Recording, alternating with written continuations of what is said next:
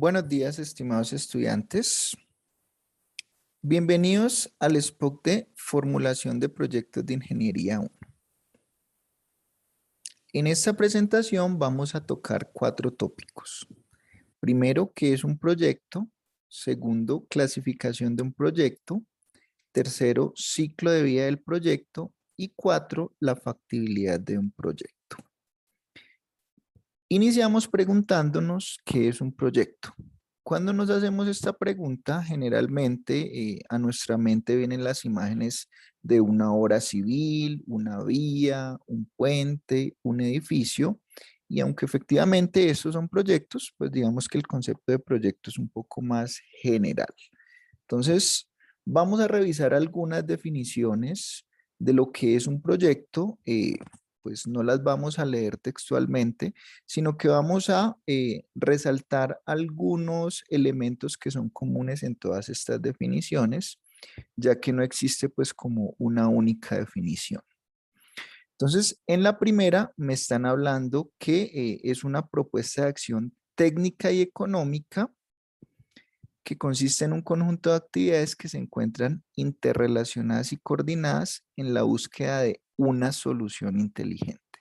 Es decir, ese es como el objetivo al planteamiento de un problema. Debe partir de que exista una necesidad y para lograr eso, pues se necesitan recursos. En la segunda definición me están hablando de que se puede intentar lograr uno o varios objetivos. Se necesitan nuevamente recursos como equipos de personas y otros recursos, y ya me están hablando de que debe tener una duración limitada. En la tercera definición me hablan de un plazo y un esfuerzo temporal. Debe tener un punto de inicio o principio y un final. Y en la cuarta definición nuevamente me vuelven a hablar de que debe existir una necesidad o una oportunidad, que debe tener un tiempo determinado y que se utilizan recursos. Entonces, aunque no son textualmente iguales estas definiciones, pues sí hay como unos elementos que nos dan una luz de lo que es un proyecto. Entonces, lo primero es que para que el proyecto exista debe haber una necesidad. ¿Listo? El proyecto no puede nacer únicamente por capricho. Debe haber una necesidad que debe estar justificada. ¿Cuál es la idea? Poder suplir esa necesidad. O de modo más genérico, solucionar un problema. Y para poder solucionarlo, generalmente necesito recursos de diferente índole. Y otro tema es que debe haber un tiempo específico para que yo solucione ese problema. Entonces, la idea es que ya puedan leer como cada una de esas definiciones y hacerse una idea un poco más precisa. Pero ya tenemos unos elementos importantes. ¿Cómo se pueden clasificar los proyectos? Resulta que un proyecto no tiene una única clasificación. Va a tener varias clasificaciones dependiendo del punto de vista donde yo lo esté observando. En los diferentes libros casi nunca se encuentran estas 6 clasificaciones. De hecho, lo que se ha hecho es recopilar de diferentes libros. Entonces, esta es como una de las clasificaciones más completas que uno podría encontrar en la literatura. Entonces, primero tenemos según el horizonte de tiempo, y a partir del horizonte de tiempo existen como 2 posibilidades. Si lo miro por el tiempo de ejecución o si lo miro por el tiempo de aprovechamiento. El tiempo de ejecución hace referencia al tiempo que necesita el proyecto desde que nace como idea hasta que empieza a funcionar. ¿Listo? Si ese tiempo es menor o igual a 1 año, podemos decir que es de corto plazo. En caso contrario, diremos que es de largo plazo por tiempo de ejecución. Por ejemplo, la construcción de un puente peatonal puede demorarse menos de 1 año. Entonces, podría considerarse como un proyecto por tiempo de ejecución corto plazo. Ahora, si lo miramos desde el tiempo de aprovechamiento, pues hace referencia a cuánto tiempo va a funcionar ese proyecto o se va a aprovechar como tal. Y lo mismo, si ese tiempo de aprovechamiento es menor o igual a un año, podemos decir que es de corto plazo. Pero si es mayor a un año, podremos decir que es de largo plazo. Nuevamente, el ejemplo del puente peatonal, puede que yo me demore menos de un año en construirlo y ponerlo a funcionar, pero estoy esperando que ese puente dure muchos años cumpliendo su función. Entonces, ese ejemplo, ese puente podría ser un proyecto por tiempo de ejecución de corto plazo y por tiempo de aprovechamiento de largo plazo. Según el sector productivo, entonces, si mi proyecto lo que hace es trabajar con el tema de producción animal o producción, en este caso, vegetal o agropecuaria, podría decir que el proyecto es agropecuario, ¿cierto? Si tengo un proyecto, por ejemplo, para criar trucha, podría considerarse como agropecuario. Si tengo un proyecto que es cultivar maíz y venderlo a, a una empresa o a alguien en el mercado, pues también podría ser un proyecto agropecuario. Un proyecto industrial es aquel en el cual yo le hago transformación a unos insumos y materias primas y lo convierto en un producto diferente o con mayor valor. Entonces, si yo compro el maíz y le hago algún procesamiento para venderlo, por ejemplo, como tortillas a restaurantes mexicanos, pues eso ya podría considerarse un proyecto industrial porque ya hubo transformación de recursos. ¿Listo? La mayoría de empresas podrían caer en esta clasificación de industriales, ¿cierto? Entonces, lo mismo, si yo compro la leche y la proceso para hacer arequipe y para hacer yogur y otros dulces, pues también pertenecería al sector industrial. Puede ser un proyecto de infraestructura social. La infraestructura social es la infraestructura que facilita la calidad de vida de alguna población, ¿cierto? Suple las necesidades específicas de una población. Como por ejemplo, un colegio, ¿cierto? Un colegio suple una necesidad de educación de una población. Podría considerarse infraestructura social. O por ejemplo, la construcción de un hospital. También podría considerarse como infraestructura social. La infraestructura económica también sirve a una comunidad, pero para su desarrollo económico. Entonces, por ejemplo, si hay un proyecto que es pavimentar una vía o mejorar una vía que comunica una vereda con el casco urbano, con el fin de que los campesinos puedan llevar sus productos y venderlos más fácil en el centro, podría considerarse infraestructura económica, ¿cierto? O lo mismo, si yo hago un puente sobre una quebrada, también para que las personas, por ejemplo, puedan ir y vender sus productos, también podría considerarlo como infraestructura económica. Y de servicios, sí, digamos que el fin de mi proyecto lo que genera es un servicio que ya sabemos que es intangible en comparación a un producto, como por ejemplo, yo me dedico, monto un proyecto de consultoría o capacitación, por ejemplo, para los empresarios o para las pequeñas empresas y vendo mis servicios de consultoría, pues ese proyecto podría considerarse de servicios según el sector productivo. Desde un tercer punto de vista, según el tipo de bien que genere mi proyecto, puedo decir que es o de servicios o de bienes. Entonces, si es de servicios, pues lo mismo. Si ese producto, entre comillas, final es intangible, por ejemplo, como una asesoría, podría decir que según el tipo de bien, mi proyecto es de servicios. Pero si es bienes, es decir, algo tangible es el producto de mi proyecto, pues puedo tener nuevamente dos clasificaciones, o de bienes intermedios o de bienes finales.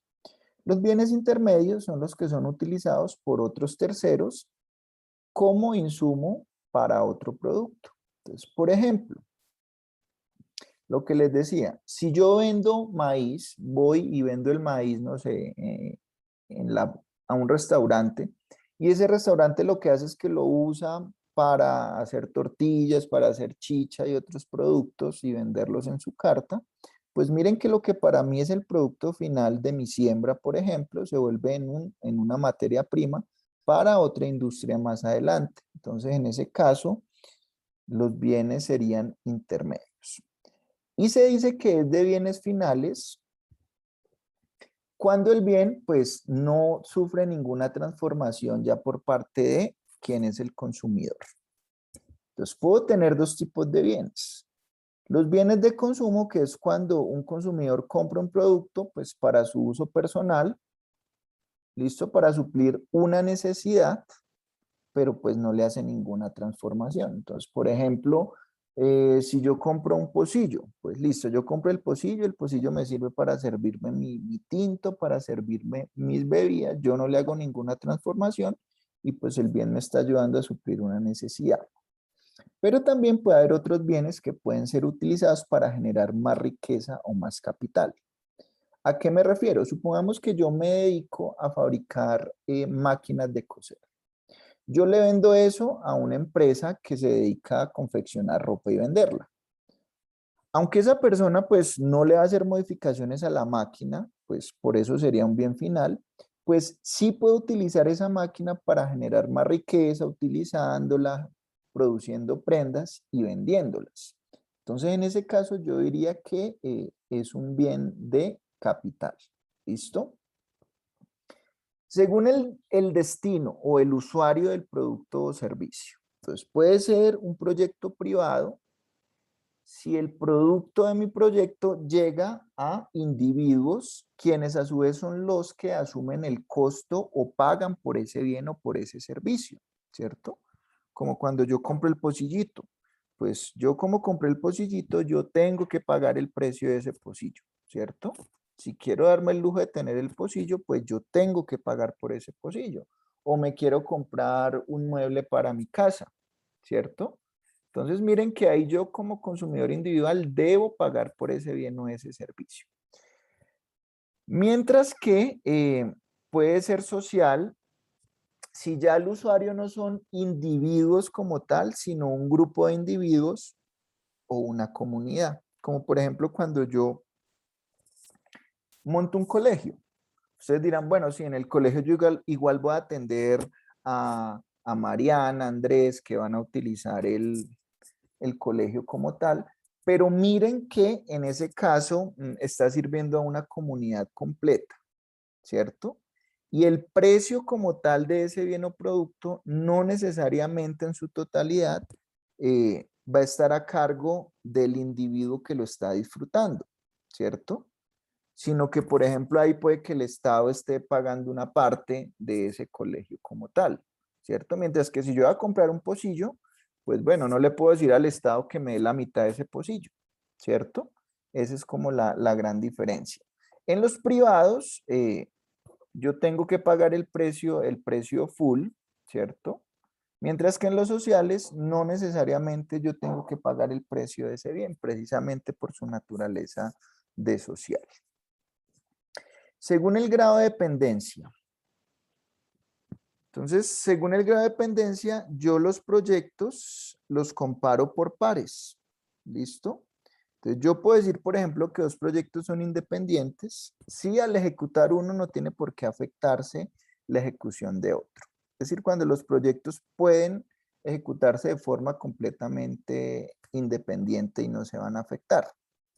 Pero puedo tener proyectos complementarios. Entonces, yo tengo, por ejemplo, un proyecto que es capacitar a los campesinos de cierta vereda para criar de forma productiva trucha, ¿cierto?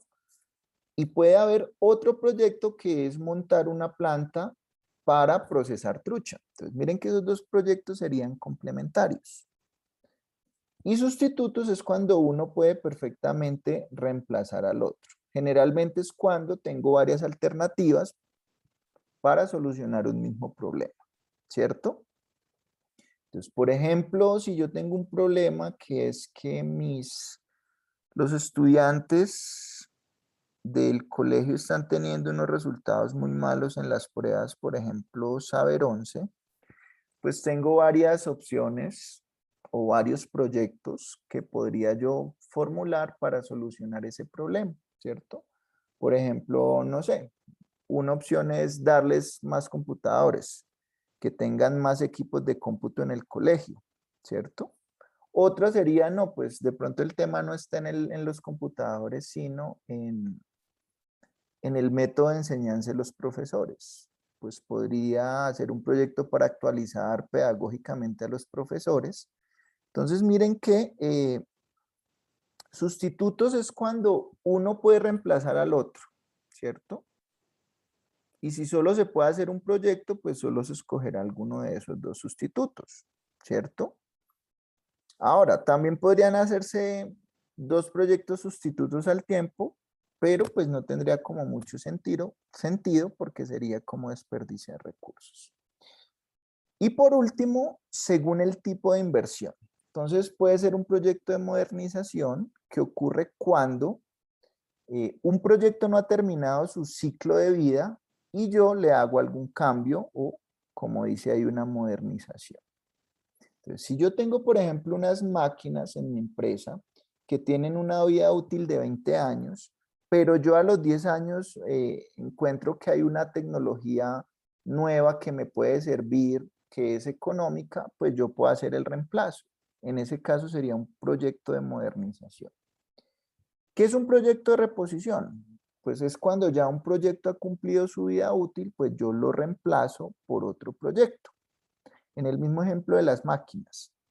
Si ya pasaron los 20 años de vida útil, pues yo puedo hacer un reemplazo, un proyecto para reemplazar ese equipo por uno nuevo, pero la diferencia es que ahí ya cumplieron su vida útil los equipos antiguos, entonces ya sería de reposición.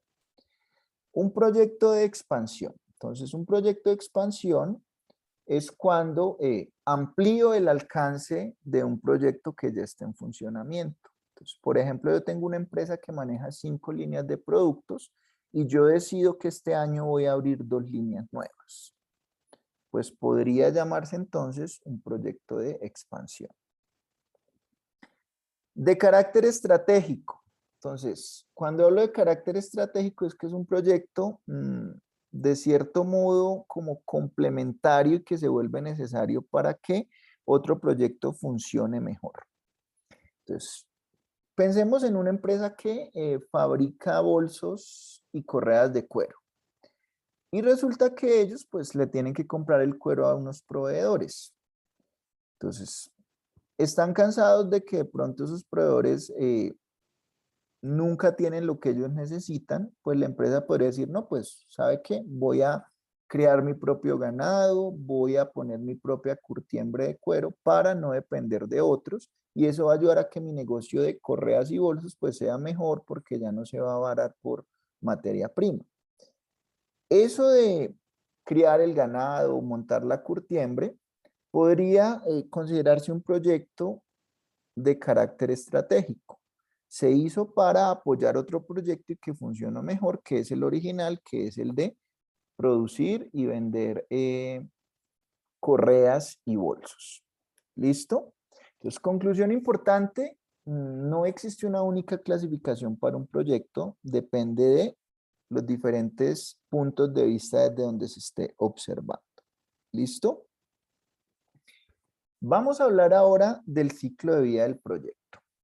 Entonces, el ciclo de vida incluye las diferentes etapas que recorre el proyecto desde que es una idea hasta que se materialice en una obra o acción concreta. Vamos a tener 4 etapas importantes. La preinversión, que tiene que ver con todo lo que se debe hacer antes de que se inviertan los recursos como tal que se van a necesitar. Entonces, la preinversión consiste en identificar, formular y evaluar el proyecto, estableciendo cómo se llevaría a cabo para resolver el problema o atender la necesidad que le da origen.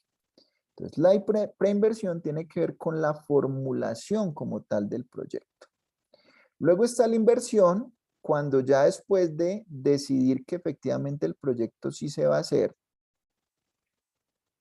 ya se empieza a ejecutar o a montar el proyecto como tal y se hace el desembolso de los recursos. Ya la operación, que es cuando el proyecto ya está completamente operativo, y la evaluación de resultados. Entonces vamos a empezar a mirar un poco más en detalle cada una de estas etapas. Esa etapa de preinversión, que es la más importante en la formulación de un proyecto, se divide a su vez en varias subetapas. Entonces está el tema de la idea, que sería la primera subetapa, en la cual básicamente lo que se mira es, ok, ¿cuáles son las necesidades? ¿Cuáles son las alternativas para suplir esas necesidades o para solucionar ese problema que yo identifiqué? Las principales fuentes de información se basan en el sentido común, la opinión de expertos. Aquí pues se debe tener una idea de cálculos globales en cuanto a inversiones que va a requerir el proyecto y costos e ingresos, pero de forma muy global. Y permite inicialmente dar una indicación de si el proyecto es viable o no. Entonces, la idea es evaluar, pues, no alternativas idealistas, sino alternativas que de algún modo puedan ser viables. Entonces, uno debe hacer como ese primer filtro aquí en las ideas. Luego tenemos el perfil preliminar en donde ya empezamos a aterrizar un poquito más la idea. Entonces, ya se agrega precisión a la etapa anterior buscando información más detallada. Se tienen que descartar las alternativas que no son viables y trabajar solamente con las que posiblemente son viables. ¿Qué se esperaría como producto en esta etapa? Primero, definir por lo menos cuál es el segmento o nicho de mercado que se va a atender con el proyecto. Tener montos globales sobre inversiones que se requerirán. Tener estimaciones de qué proceso tecnológico, qué proceso técnico se va a llevar a cabo para materializar ese proyecto, qué requisitos empresariales se necesitan, una macro y una micro localización y evaluar rápidamente efectos o impactos ambientales o sociales, ¿listo? Que tendrán pues las comunidades que va a afectar ese proyecto. Luego pasamos a la etapa más importante, que es la prefactibilidad o el anteproyecto, donde ya se tiene un nivel muy importante en la información y donde básicamente ya con esa información se puede tomar una decisión de si el proyecto sigue o no sigue. Entonces, el producto de la prefactibilidad ya le va a decir a los inversionistas si vale la pena o no invertir o no en este proyecto. Entonces, ¿qué debe tener esa subetapa de prefactibilidad? Pues unas generalidades del proyecto un poco más definidas, ya unos aspectos del mercado y la comercialización o lo que se conoce como el estudio de mercados, donde ya se tiene que caracterizar el mercado en el que se va a mover el proyecto, hacer proyecciones de demanda, de oferta, ya tener muy claro el segmento al que se va a dirigir el proyecto y el tema de las famosas 4P de mercadeo, ¿cierto? Producto, precio, plaza y promoción. ¿Por qué? Porque los productos pueden ser muy buenos, pero si no hay mercado donde se pueda vender y donde tengan un nivel de demanda, pues no vale la pena seguir con el proyecto. Entonces, si ya ese estudio de mercado me indica que sí hay potencial, pues yo ya tendría que evaluar, ok, ¿cómo voy a hacer para materializar ese proyecto? Y eso es lo que yo respondo con el estudio técnico, donde debo responder algunas interrogantes como qué tamaño va a tener mi proyecto, dónde se va a localizar, qué tecnología y qué procesos va a utilizar para cumplir su objetivo y qué necesidades de recursos tengo. ¿Listo? Ya sean recursos humanos, recursos tecnológicos, recursos físicos. Luego de ver que sí hay una forma de materializar ese proyecto, es decir, que sí pasé ese estudio técnico, pues ya puedo mirar el aspecto financiero, es decir, qué inversiones necesito, qué ingresos proyecto, qué ingresos va a proyectar mi proyecto, para saber si es económicamente viable, que es lo que yo ya hago en el proceso de la evaluación del proyecto. Entonces, Puedo evaluar indicadores financieros para ver si desde ese punto de vista el proyecto es viable o no, pero también según la naturaleza pueden ser indicadores sociales o indicadores ambientales o otro tipo de indicadores que sean importantes según, repito, la naturaleza del proyecto.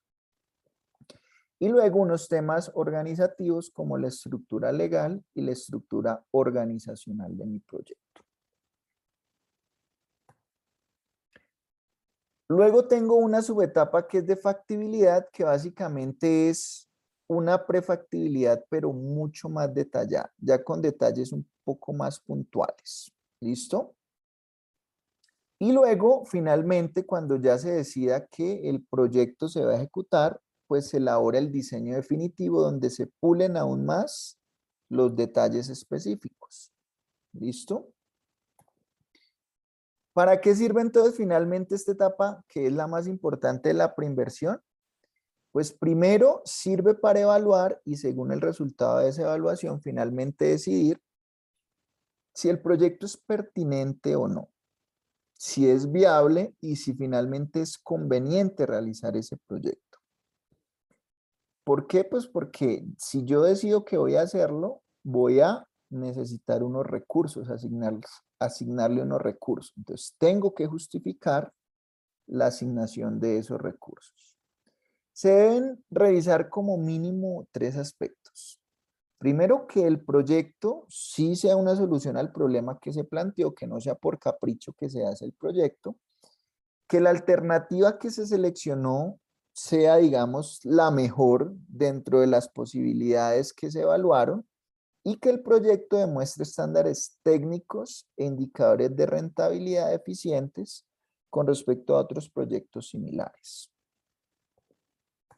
Si se pasa la etapa de preinversión, pues listo, ya el proyecto va a empezar a ejecutarse. Entonces se va a pasar a una etapa de inversión o ejecución donde ya se empiezan a materializar esas inversiones que se proyectaron en la etapa anterior. Entonces, ahí como tal ya se empieza a montar el proyecto como tal. Entonces, ahí hay un ejemplo de las cosas que se deberían hacer, como comprar los terrenos, comprar la maquinaria, selección de personal, pruebas piloto. ¿Listo? Cuando ya esa parte ocurre de la inversión o ejecución, pues ya el proyecto empieza a operar full. ¿Listo? Entonces, cuando ya se han hecho las pruebas piloto y ya el proyecto es funcional, pues ya se empieza su etapa de operación. Se inicia la producción de bienes o servicios que son los que van a suplir las necesidades que se plantearon inicialmente. El proyecto se debe institucionalizar, es decir, ya debe haber una organización legal y responsable del proyecto, es decir, no puede quedar a la deriva, debe haber alguna cabeza que responda por el proyecto.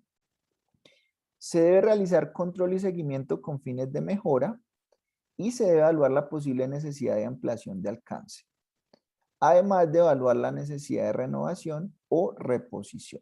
¿Listo? Entonces, luego hay un proceso de evaluación que debería hacerse en todas las etapas.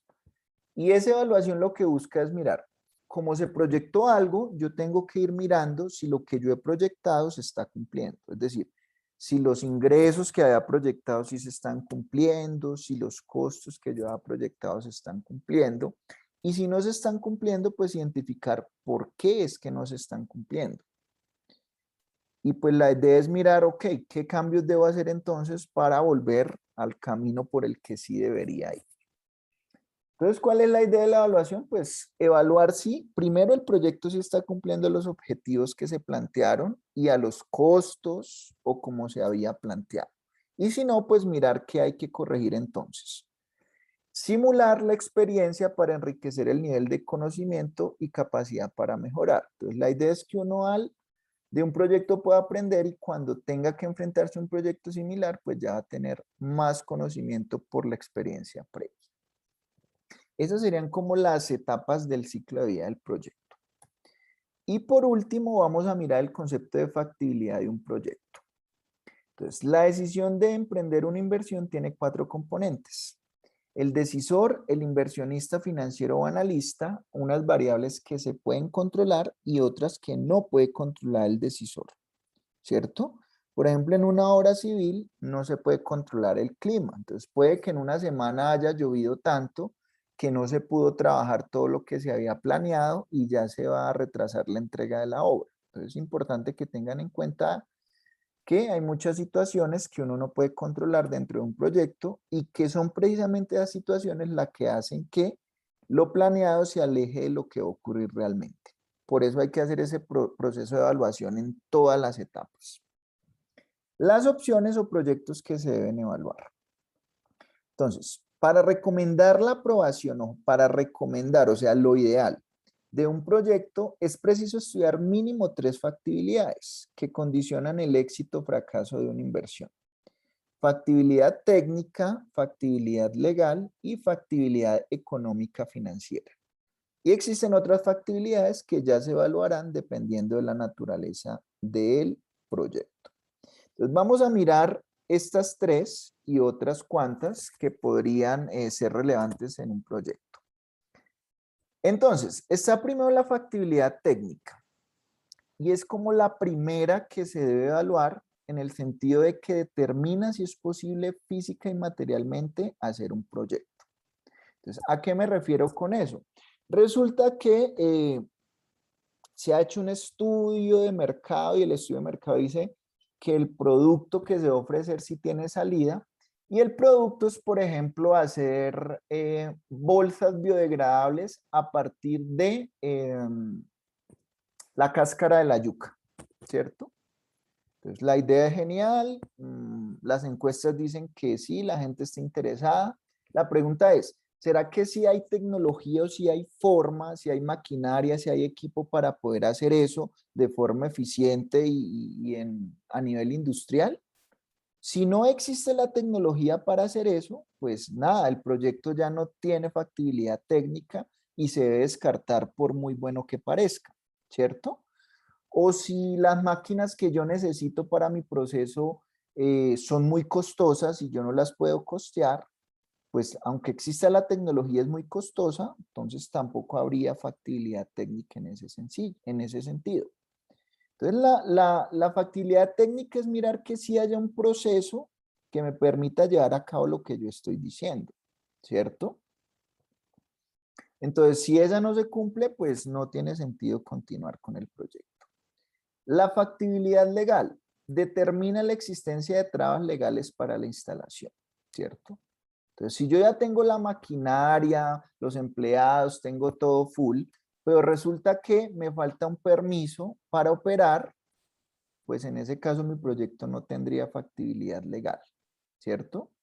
O si me instalé al lado de un río y hay una ley que dice que una fábrica no se puede hacer a menos de cierta distancia del río, pues grave también, porque estaría violando la ley. Entonces no habría factibilidad legal. Factibilidad económica y financiera, o sea, si mi proyecto no va a generar rentabilidad, pues no tiene mucho sentido hacerlo. Ahora, hay excepciones. Si es un proyecto de inversión, pues yo lo que estoy buscando es que el dinero que invierta genere rentabilidad.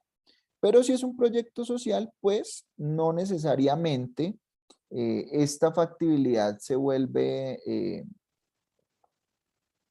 sirve para descartar el proyecto, ¿cierto?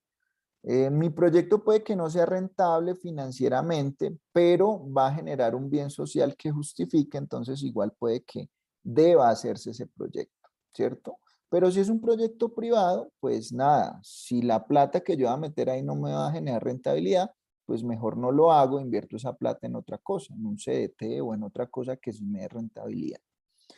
Está la factibilidad de gestión, que es si yo tengo el personal necesario para gestionar mi proyecto, ¿cierto? ¿Qué pasa? Yo me compro unas máquinas que vienen por allá de Alemania, pero no tengo personal capacitado para hacer el plan de mantenimiento de esas máquinas. Pues hasta que no consiga, yo diría que ahí no se está cumpliendo esa factibilidad de gestión, porque no tengo a las personas capacitadas para eso. La ambiental, pues que tiene que ver con cumplir ciertos parámetros ambientales para poder operar y si no los cumplo, pues puede que tenga problemas, como por ejemplo si genero muchas emisiones o contamino mucha agua, pues voy a tener trabas que pueden conectarse con lo legal también, entonces ahí también puede que una factibilidad ambiental no se cumpla. La factibilidad política corresponde a la intencionalidad de quienes deben decidir si quieren o no implementar un proyecto, independiente de su rentabilidad. Entonces, por ejemplo, una empresa quiere abrirse una empresa en un municipio, pero el alcalde no quiere dar el permiso, por X o Y motivo, independiente de sus motivos. Si él no da el permiso, pues habría una infactibilidad política en el sentido de que alguien puso una traba desde lo político para que ese proyecto no se haga, a pesar de que pueda ser rentable financieramente, de que pueda ser factible técnicamente, pero ya hubo como esa traba. Y la factibilidad social, que tiene que ver con, ok, ¿será que el proyecto sí está cumpliendo o más bien no está violando el tema de lo que está afectando socialmente? ¿A qué me refiero con eso? Si, por ejemplo, yo puedo montar una empresa en un municipio, ¿cierto? Pero al montar esa empresa, por ejemplo, hay temas sociales, en el sentido de que yo no le di trabajo a los del pueblo, sino que traje fue gente de otros lados, y entonces las personas del pueblo están viéndose afectadas, pues eso puede generar una infactibilidad social, ¿cierto? Porque estoy afectando a una comunidad y eso podría ser una traba. Entonces, no en todos los proyectos tengo que evaluar todas estas factibilidades, pero lo mínimo que sí me van a pedir es una factibilidad técnica, legal y financiera para poder tomar la decisión de si el proyecto debe continuar o no. Las demás se van a evaluar en función de la naturaleza del proyecto, ¿cierto? Entonces, aquí, ¿cuál es la conclusión importante? Que no de pronto porque el proyecto cumpla una factibilidad ya debe hacerse. Deben evaluarse otras factibilidades. ¿Listo? Muchas gracias por su atención.